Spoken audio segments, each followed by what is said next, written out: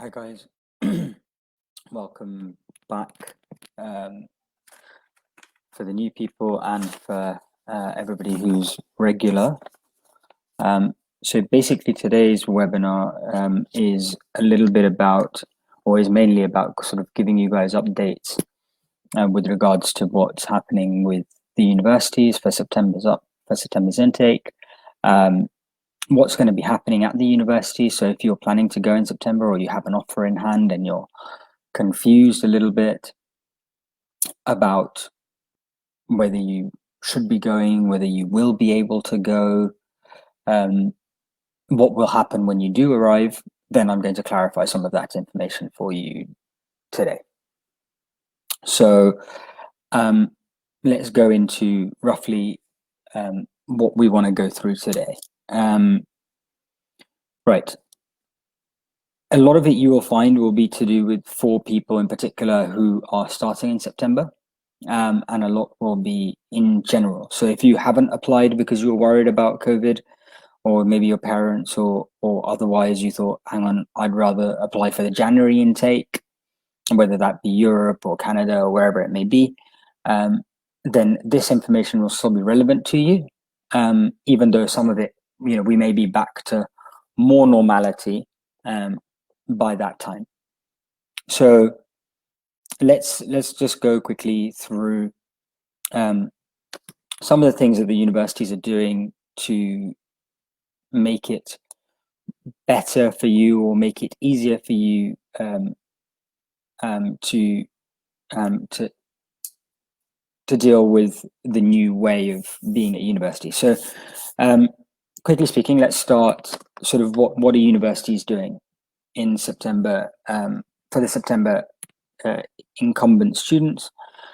So number 1 is hygiene and social distancing. So there's rules and regulations with regards to how the universities are going to be kept clean.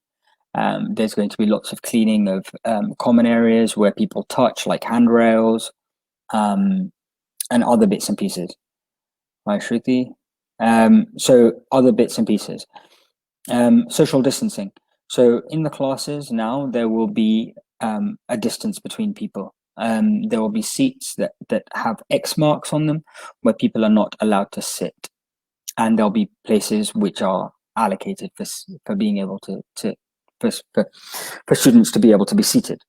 And what that basically means is that, let's say you're sitting on a seat, the next 2 seats next to you will be blocked in order to maintain a distance of around about between 1 meter and 2 meters between students. That is the safety precautions that the universities are taking. So basically, their priority is on spacing out students so people aren't sitting very close together, and that whatever bits and pieces are touched by people, so like desks or handrails or lift buttons or things like that, will be cleaned very regularly. Secondly, we have something called blended learning. So a lot of universities are now doing a bit of a blended learning solution. So what does blended learning mean? Blended learning means there will be a mix of online and offline classes. So not all classes, as they would have been before, will be on campus. A lot of the classes will be on online as well. So basically, whereas you may have had to go into university maybe 5 days a week or 4 days a week before, now you may only need to go in 2 days a week or 3 days a week.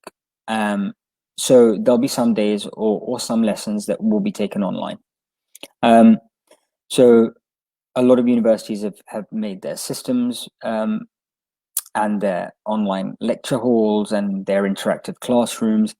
They've been spending sort of the summer doing that so that they're ready for this blended learning solution in September. Now, people might be asking about accommodation as well. So if you're interested in accommodation, whether that be September or onwards, you will have accommodation will be as normal. So right now, accommodation is normal. Basically, the thing that the accommodation people are doing, or the accommodation companies or on campus, is just ensuring that the places are kept very clean. So there's thorough cleaning that is happening much more regularly than it would otherwise have happened. As far as SU activities are concerned, if anybody doesn't know what that means student union. Normally student unions in universities in the UK or in Germany or in Europe and elsewhere in the US and Canada as well are very active, right? So your student union is also doing some, types of blended activities. So a lot of the activities, whereas may have been held at the union itself or may have been held in particular classrooms or grounds, some of those will be kept in open areas when the weather allows, and others will be sort of done online, on forums and where people can chat and like that app House Party. So things like that. There'll be solutions where people can interact with other members of a society. So societies you might want to join in your student union. I do encourage people, anybody who's coming in September and otherwise, to join student unions. You get to make lots of good friends that have similar interests to you. And especially when it's online, you will end up getting more information and maybe interacting with people. And so when you meet them, you have a head start. You've made friends with them, you know what their nature is or whatever the bits and pieces are. Right. As far as visas are concerned, the UK government is still giving out student visas. So is the Irish, so is Ireland or Europe as a whole, Canada, etc. But particularly with the focus on Europe, everybody's giving student visas. The only thing that may be important to note is that India is one of the quarantined countries on the UK list. That means when you come into the UK, they may ask you to stay inside indoors for 2 weeks. What that means is that you can go to your accommodation, but then you have to isolate there for 2 weeks, right? Hello, Sukanya. So you have to, basically what it means is you don't have to be, it's not like the India government quarantine where they take you from the airport and you have an option of, you can stay in A place or B place or C place and you have to stay there. You can't go to your home. That's not what the quarantine is. It's less of a quarantine and more of a shielding, we call it in the UK. So it's a shielding procedure or shielding process. So it means self-isolation. I.e., you will be sitting or you will be going to your accommodation and you will basically be committing that you are not going to be going out. So universities will, of course, understand that. All universities appreciate that students coming from countries which are not on the non-self-isolation list will need to self-isolate for 2 weeks when they get here. Obviously, if you don't have an offer in hand or you're not planning to come in September, then this process will not probably be there in January. Most likely it won't be there. At this current moment,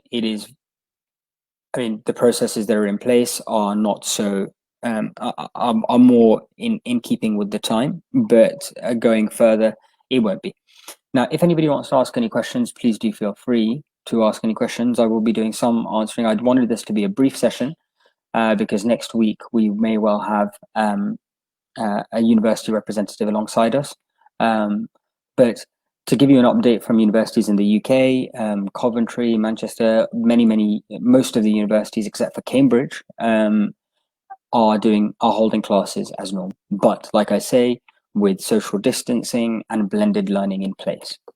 So that's very important. So again, because I covered some of this at the beginning when there was less people watching, I'm going to quickly explain what blended learning is. Blended learning is a mix of online and offline classes. It means that the classes that can be taken offline will be taken offline, and offline means at your lab. So if you're doing engineering, you need to use the lab equipment. If you're doing chemistry or biology or biotechnology, you need to use lab equipment, etc.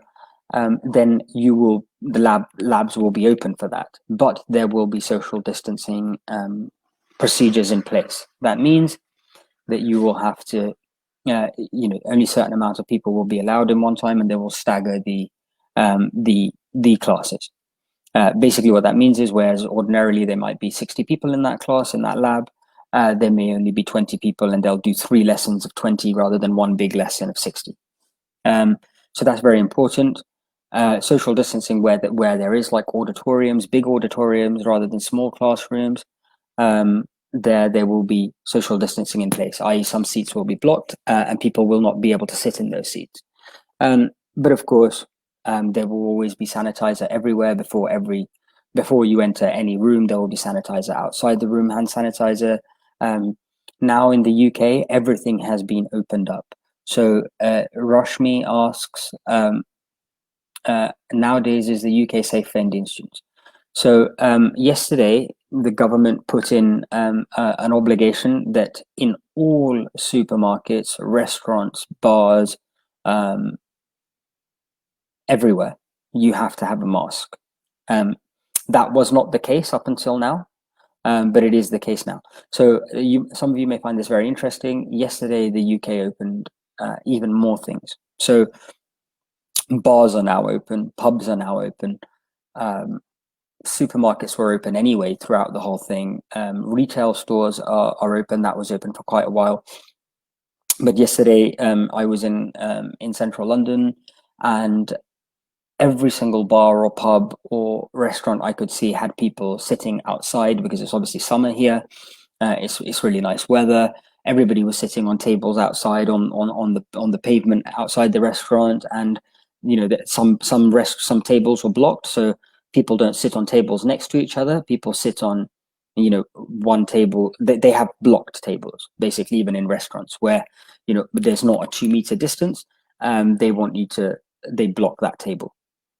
So everything is back to normal in the UK. There is no there is nothing to do with. I mean, I guess if we look at the COVID, I mean, perhaps I could show you.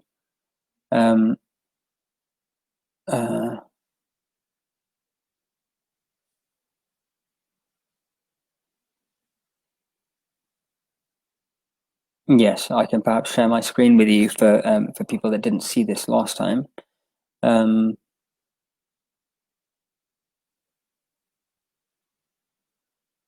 Right. Let's see if I can share this with you.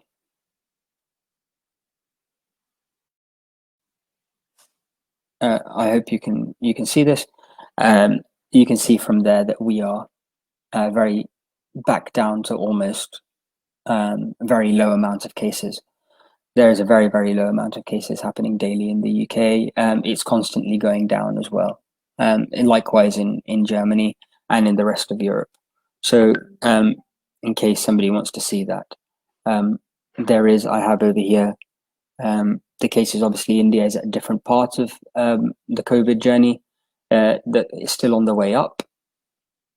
Obviously, with this, with Europe, and here I've taken the UK and Germany as examples. You can see they're well on their way down from the peak, and that, of course, is the current stats. But that was over a week ago, so the UK is not at number 8 anymore. It's way down from there, or it's down from there. Anyway, but also bear in mind that the UK's figures do include nursing homes, and nursing homes are obviously where very old people who are very vulnerable do live. So that's that. Anyway, I think I'm back with you now, probably. Yeah. So let's see. Hey, I need to know the scope of international human resource management and organizational management. Okay. HR management is very, very much in demand in terms of jobs, particularly in Canada. Canada is almost very famous, in fact, for having a big requirement of HR roles in employment. So a lot of the time, in fact, they were giving post-study work, an additional post-study work, as well as permanent right to remain within Canada for people with HR qualifications. And organizational management, I would say, in a similar respect. I would say probably organizational management and HR management, if anything now, probably do require more people and are in more demand because a lot of companies are rethinking the way their organizations are managed and how much staff they have and where they should keep their staff. In the UK itself, a lot of companies now are reducing. A lot of companies are saying that we may make our staff work from home for half the week and come in only 2 or 3 days a week. I remember the Europe, particularly the UK, are very big service-based industries. That means that most of the economy over here is run on services. So banking, the UK, London makes the majority of its money, and that's the majority of the money that comes into the UK through banking, through finance, and these are all obviously service-based. We're not the UK, and except for Germany, most of Europe is not very big in manufacturing. It's much more service-based. There are secondary industries. Secondary industries, obviously, like making furniture, processing primary industry raw materials into a good. That obviously happens a lot in Italy and in Germany, but otherwise it's mainly a service-based industry. A service-based industry, obviously, a lot of people can work from home. And during this whole COVID period, a lot of companies have found that their staff is happier working from home. They're more efficient working from home. So there will be a lot of changes coming on as to the way that people are employed. Here in the UK, in the US, in Canada, in Europe, everywhere. Companies will see that why do we need to pay, thousands and thousands of pounds or dollars for renting out a massive commercial space, office space? Maybe we can have, if we only have our staff coming in 2 or 3 times a week, we can have people. We can have a much smaller office space. So, yep, I think there's a lot of changes coming. And I think that obviously with respect to human resource management and organizational management, I think it's a good place to be. I hope that answers your question, Anushka. Then Satyam asks, is Austria a good option for masters in electrical engineering? Austria being is almost synonymous with Germany. Obviously, it's not the same as Germany, but it's synonymous with Germany. That means it's a very similar. It's bordering and it's very similar. They have very good engineering universities. It's very expensive, very banking-based country. I mean, it's a very small country, Austria. There are also, Germany is also a very good option for electrical engineering, as is the UK. Ireland, there are some universities in Ireland that are very good for engineering as well. TU Dublin, etc. What I would say is that there are very, very good options available, Satyam. If there's any particular reason why you're looking for Austria, that might be different. But as far as I'm, it's slightly unorthodox. I wonder why you want to pick Austria. It's not a common country that people go to, but it is good nevertheless. But I think you would have a lot more options in terms of universities elsewhere. But again, I would say download the Admissify app, run a smart search. It will shortlist universities for you in different countries.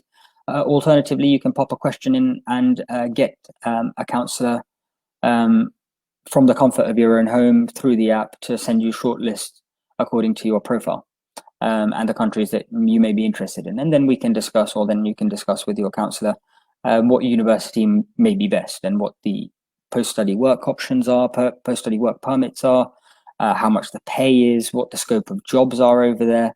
We'll be all very happy to discuss that with you, because obviously, look, it's very important to pick the right university. Also, it's very important to pick the right country so that you have the right amount of post-study work, as well as maybe an option to get citizenship afterwards, as well as whether that country has lots of engineering jobs or lots of banking jobs or lots of management jobs or lots of marketing jobs. It depends. So remember,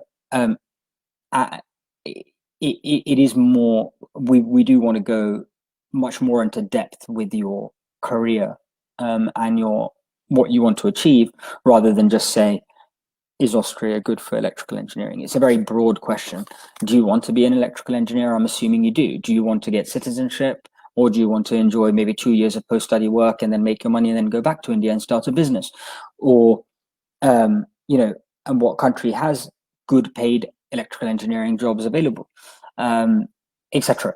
So when we do your shortlisting and your counseling, it's proper career counseling. It's to do with what you want to do in your life, what money you want to make, where you want to make that money, and do the place where you are, does it have the options for you to be able to make that money? And when I say money, I don't just mean money, I mean money on the right path of your career option.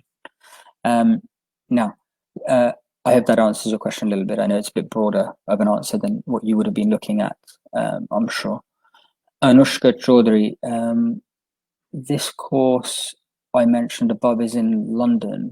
What is the scope of London? I think I answered that question within my answer anyway. But in London in particular, like I say, it's one of the biggest service economies in Europe, probably the biggest. In fact, it is the biggest service-based economy in Europe. Obviously, it's the second biggest economy in Europe. The first is Germany, but Germany's economy is very heavily based on manufacturing as well. So I would say, if anything, London has the most scope for human resource management and organizational management. In particular, the reasons that I was explaining. That I think a lot of people in London now are going to be based. A lot of people in London are now saying, in the UK, are saying their companies may never ask them to come back into a physical office. They may just all work from home. Companies that have 20, 30, 40 staff, they may just say, listen, everybody work from home, and then hire some shared office space. So there's lots of scope in organizational management. How is the University of Northampton for global MBA? Well, Puneet, it depends. I mean, most of the time, unless you have a job and you've been in employment for at least 2 or 3 years in a senior role, I would not suggest doing an MBA anyway, because in the UK and Europe and predominantly, as well as Canada, but predominantly in the UK, in Europe, it is very important it's important to realize that we do MSCs over here, Masters of Science, but management is a science here. So, you would do a global MBA. I mean, is that global management? I presume, in which case there's MSCs for global management, if you're particularly just come out of studies. If you have been in a management role in a company for more than 3 years, then of course, yes, an executive MBA is something worth doing. But if you're doing an MBA because it's a typical word that they use in India, or MBA, then an MBA is not respected as much over here. It's more seen as for people who are who are sponsored by a company to go off and do an MBA, or they've been running their company for 5 or 6 years and then they want to do an MBA. But if you come out of university and you're doing it as you want to do a master's in some form of management, business management, then it's the MSc that we do. The University of Northampton is a decent university, if that answers your question. But again, for an MBA, if you're not, you would probably be able to get into a better university if you go for an MSc, because there's less universities that do MBAs, and nearly all universities will require at least 2 to 3 years of experience in a management role in a company before they will even give you a place on an MBA program. Otherwise, you will not even be eligible. I hope that answers your question. Scope of accounting, accountability, and financial management in King's College. Okay, so I don't obviously think you mean what the scope of that course is in King's College. I think you probably are asking, is King's College a good university, number one, and what is the scope of accounting and accountability and financial management as a career option? So I'll clarify that firstly. First part of your question, what is King's College like? King's College is a brilliant university. It's one of the top universities in the UK, always within sort of the top 10. It's a member of the University of London, so there's only about 6 or 7 universities that are part of the University of London. They are all very, very good universities, top universities.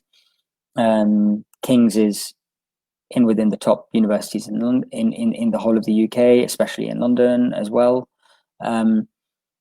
Accounting, accountability, and financial management. Look, there's a lot of scope. You've got a 2-year post-study work permit in the UK, and accounting and financial management is a big part of the the whole industry here, right? So banking, as I said to you, banking is a very big industry here. It's the predominant money maker for the whole city of London and the whole of the UK. So there is always a lot of scope in accounting and financial management. The big four companies, they're the big four accounting firms: KPMG, JP Morgan, Ernst and Young, and PwC, PricewaterhouseCoopers. They are all have their main offices in Europe are in London, right? So there's a lot of scope, if that answers your question. What are the employability chances post-Brexit in the UK for management consultant role in specific? Okay. Employability chances obviously post-Brexit are very high for international people. That's why we have a 2-year post-study work permit now. Before Brexit, it was only 6 months. 6 months is not enough time for a company to want to employ an Indian or any other foreigner outside of Europe, where they won't be able to sponsor your visa afterwards. Do you see what I mean? Why would I give you a job if, as a company, as an employer, I'm saying, why would I want to give you a job for 6 months? I mean, by the time you start with at my company, for example, you'd probably only be able to work for me for 4 months before your visa runs out. And then I have to, so in within that time, I'm training you for maybe 1 month or 2 months, and then you get to work for 2 months and then you go. Obviously, I wouldn't employ anyone in that situation. But if I can employ you and then I can keep you for more than 15 months, 16 months, nearly 24 months, maybe 20 months, sorry, let's put it that way, because it's 2 years. So I'd by the time you were to get the job, let's say it might be 2 months. So that means you're going to be working in a place for 22 months. That's brilliant. It suddenly turns from a negative prospect to a very positive prospect. A management consultant role in specific, look, consultancies, there's a lot of management consultancies within the UK, obviously, because there's a lot of high net worth individuals in the UK. There's a lot of Russian millionaires, Arab millionaires, Chinese millionaires. There's a lot of international money. That's why London is the biggest banking hub in the whole world. And it is, in fact, the biggest banking hub for high net worth people. And so, therefore, there's always lots of financial wealth management consultancies here, based in London itself. So there is a lot of employability in that area. It is competitive, but there is a lot of employability. Rishit Sharma, what is the scope of doing mechatronics engineering from Germany? Always very good. I think mechatronics is one of the upcoming courses. There'll be lots of employment or lots of employers looking for people, looking for graduates in mechatronics.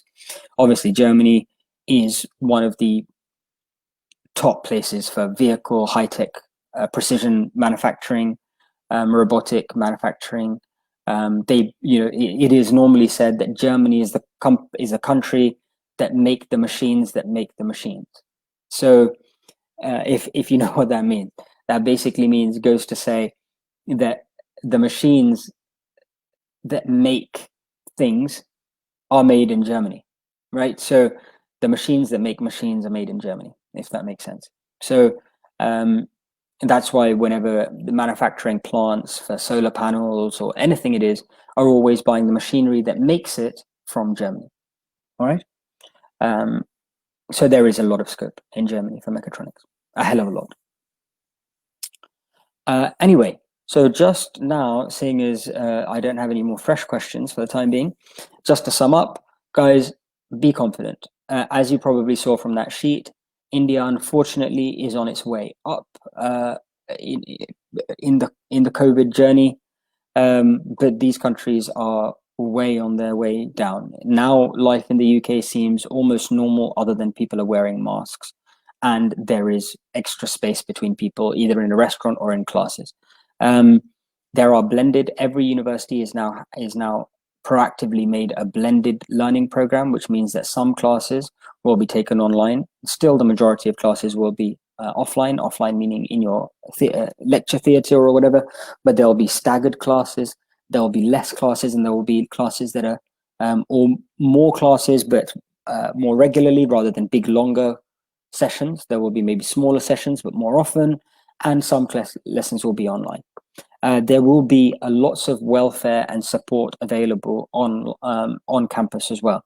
So there are counselors, psychological counselors available at all the universities. So, if anybody has any problem in coping or finds it a little bit hard at the beginning, there's always counselors and people available on campus as well as the unions. There is always a support structure available in the UK. Bear that in mind. You're never alone here. Or in Europe as a whole, but particularly the UK focuses a lot on mental health. So there's always students, and it's a very friendly environment, university over here. There's always people, there's no such thing as ragging or nothing like that. There's no somebody is senior to you, somebody is junior to you. That thing doesn't exist here. It is just people being very nice to people. So, all right. Is clinical psychology... For clinical psychology, is University of Queensland good? What are the scopes? So you're talking about Australia. I'm not an Australia expert, but clinical. So I don't know exactly what the ranking is for clinical psychology in Queensland, but Queensland is a very good university, and obviously clinical psychology is particularly in Western countries and particularly what we call the Five Eye countries. So the UK, Canada, Australia, New Zealand, the US, they have but leaving the US out of this because the US doesn't have a very good healthcare system. The US has a very bad healthcare system. Australia, Canada, the UK have very, very good healthcare systems. So, and because mental health is a big part now because of mobile phones, social media, etc., etc., a lot of people are depressed. A lot of people are find it very hard to cope with their mental frame of mind. So psychology, and particularly clinical psychology, is a very, very up and coming field, in particular in the UK. So, for example, the NHS has a big amount of funding allocated for mental health. And obviously a lot of that goes for psychologists, psychiatrists, clinical psychology, etc. So, and also I don't know, in particular, whether you're focused on not going to the UK, whether you want to go to New Zealand, Canada, New Zealand, Australia, but I don't know what exactly your choices are, but in the UK, there is something called the NHS visa. Do bear that in mind. That is a big thing, guys, again, because I forget that some of you may not know this. In the UK, there is a 2-year post-study work permit now, right? That means you can stay for 2 years after you study, but there is an NHS visa, a special NHS visa. So if you are working, and the NHS is the National Health Service, which is obviously it's the biggest health service in the world for any country, and it's free for everyone. So bear in mind, because after Brexit, we don't have a lot of nurses. We're going to lose a lot of nurses and healthcare workers that were coming in from Eastern Europe. Eastern Europe is obviously the cheaper part of Europe, or where people earn less money, so they were coming to the UK a lot. We won't have any more of them coming in, so that's why there is a special NHS visa where the NHS can give you a 5-year visa, and as soon as you've been in the country for 2 years plus another 3 years, you're eligible to become a citizen. So particularly if you're studying clinical psychology, healthcare management, public healthcare management, nursing, anything within the healthcare field, there's a very good chance of you getting an NHS visa. And then who knows, in a few years, you can turn around and apply for your citizenship test, and the red passport comes your way. So I think it's very good thing. But if you're looking at a particular different country, then thank you. I hope my answer was comprehensive enough for you. Is Sheffield Hallam University well known in the UK? Shubangi asks. It is fairly well known. Sheffield Hallam. It's like a metropolitan university. So there's like Manchester University, and then there's Manchester Metropolitan. There's Leeds, and then there's Leeds Beckett. There's Nottingham, and then there's Nottingham Trent. So there's Sheffield University, and then there's Sheffield Hallam. So Sheffield Hallam is obviously smaller than the main Sheffield university, but it is known. If that answers your question. So guys, again, to conclude now, I'm going to conclude. Thank you very much for all of your questions. I hope you guys found it very informative. I hope you have confidence in studying abroad, particularly here from London in the UK, as well as Europe and elsewhere. Admissify the Admissify app, for example, has 3,500 universities over 11 different countries, and you're more than welcome to download the app free on iOS or on Android. You can speak to one of our many specialist counselors based in India and here in the UK as well from the app. Again, it's free. There's no point not using it, because we are in the age of information, and every little bit of knowledge that you can get should help you make a more informed decision. That's why I'm here. That's why I'm speaking to you guys, so that you guys can have more information and you can make a better decision. But don't expect information to come flying at you. Obviously, it's coming at you now via me, but do download the app, do your research, and then when I see you next week, you can I'll be more than happy to answer your questions. We may have a university representative from one of our very many university affiliates here in the UK joining me as well. So until then, again, I'm telling you, there's nothing. Accommodation is as normal. The blended learning and social distancing will mean that universities will start in September as scheduled. There is only one university that is not starting in September, and that is Cambridge University. Other than that, all universities are starting in September as planned. No visa changes. In fact, you can even get on a plane from India to the UK or anywhere else as long as you have a student visa. Obviously, you can't get on a plane from India if you have a tourist visa, because they're not giving tourist visas at the moment. But for a student visa, you can come here as normal. So I wouldn't worry about, so that's all good. I can get to the UK, I can go to my accommodation, I just have to stay self-isolated, that's okay. I can do that for a couple of weeks, but what about getting out of India? You can get out of India. Although, look, two people have asked questions at the last moment. I'm going to give very brief answers to them, and then I shall let you guys go. I've shortlisted some UK universities for MSc in computer science. My major concern is the employment opportunities in comparison to the US. I don't think that's a concern. That's an incorrect concern. Let's put it that way. The UK has a massive shortfall of computer engineers, software developers, data scientists. We have a massive shortfall. In fact, it was on the priority visa list before the visa rules changed after Brexit. If you have a few years of experience in computer engineering, software development, data analytics, data science, you were getting a fast-tracked visa. And you were getting a sponsorship at many more companies, free visa sponsorship. As far as employment is compared to the US, there's opportunities in both places, but I would say now there's probably more opportunities in the UK. I remember, like I said, after Brexit, we have lost a lot of our software developers that were from Ukraine. A lot of software developers in the UK in the last 4 or 5 years have come from Eastern Europe, Ukraine, Czech Republic, particularly those two countries, Poland, Ukraine, and Czech Republic were the three main countries where a lot of computer engineers came from. Now we don't have any more of that. Where do you think they're going to come from now? They're obviously going to come from India. Even where I live in South London, I have noticed a lot of South Indians, a lot more South Indians have come in the last 3 or 4 years because of a lot of IT opportunities and IT visas. And obviously India is one of the best places for, well-qualified computer engineers, so or data scientists, etc., and within that whole field. So I hope that answers your question. There is a lot of options and a lot of employment. He says, I only asking because my cousin's friend is in University of Edinburgh and he told me to apply to Canadian university as well due to co-op masters availability. Over here, there's also a guaranteed placement program.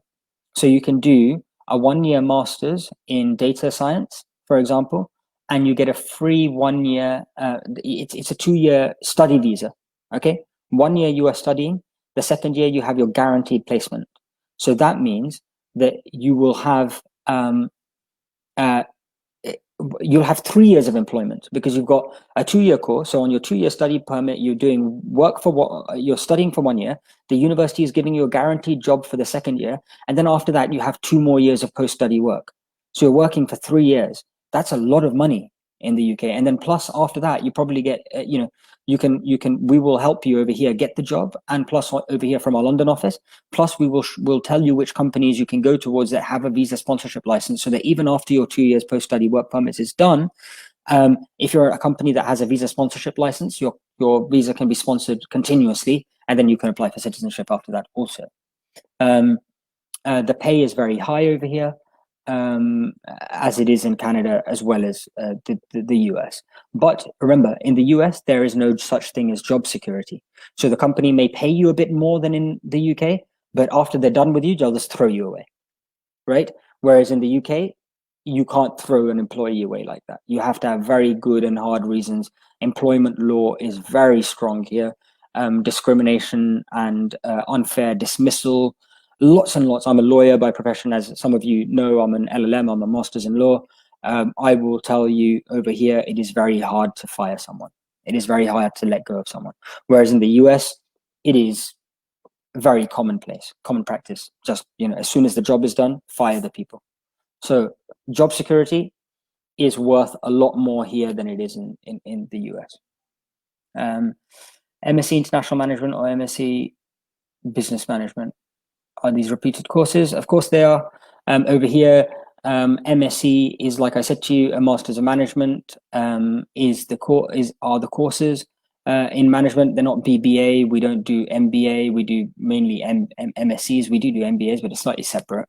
Like I said, it's executive, not more in study. And they are repeated courses, and there's a lot of employment opportunities as well. Normally, people don't go into international management; they go into lots of varying finance or management type fields that are available. So it's more of a generic course, but it's a very good course nevertheless. Good, guys. If you do have questions, remember I will be here next week.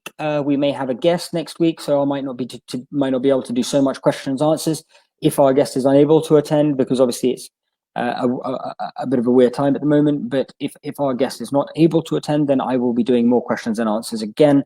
So please do have questions ready, and we are here to help. This is from our London office over here, and from Admissify India.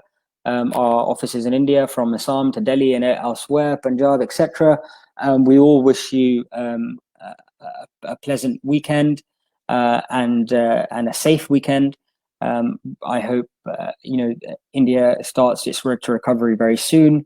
But in the meantime, opportunities don't last forever. And I will leave you. Some of you have heard me quote this saying from Warren Buffett. Some of you have not, but I will leave you with the saying from Warren Buffett. If you don't know who that is, it's one of the richest men in the world and the most successful investor in the world. When all others are fearful, be brave. And when all others are brave, be fearful. That means when all others are fearful, i.e. now in COVID, be brave. Get your university offers, get your scholarships, use this time to get a better university, a better placement, because there's less competition. Don't just join the bandwagon when everybody is brave again, right? Remember, COVID is almost finished within Europe now. Everything is back to normal, and there's lots of hand sanitizer, lots of public health management, i.e. sanitizing trains, tubes. Everything is being sanitized. Everywhere you go, you can sanitize your hands. And everywhere you go, there are social distancing procedures in place. So remember, life is back to normal over here. You just have to be brave. I know it's hard to sit over there 1,000 miles away when all of that's happening there, and then imagine something different. But I remember when I did these conferences, you can go on our Facebook page and have a look under the videos tab and look at some of our earlier videos. I was saying back in March to you guys that at the moment the UK is on its peak. It's really bad. India hasn't even started, but I said in a couple of months the situation will be different. We will be coming out and other countries will be going in. Likewise, how China and South Korea started early, but they came out earlier as well. So it's just the way it is. But obviously, it's easier to manage the public here and in Europe than it is to manage the public in India. But anyway, from here in London and from me and from all of us at Admissify internationally, we wish you a very good weekend and thank you very much for coming, and thank you for your likes and your reactions. If you did like the video, do give it a like. If you found it informative, do give it a like. Do give our page a like on Facebook so that you are notified of our next events and webinars, and you can stay in the loop that way. Anyway, thank you very much, guys. It was a pleasure as always, and I look forward to seeing some of you and new people next week.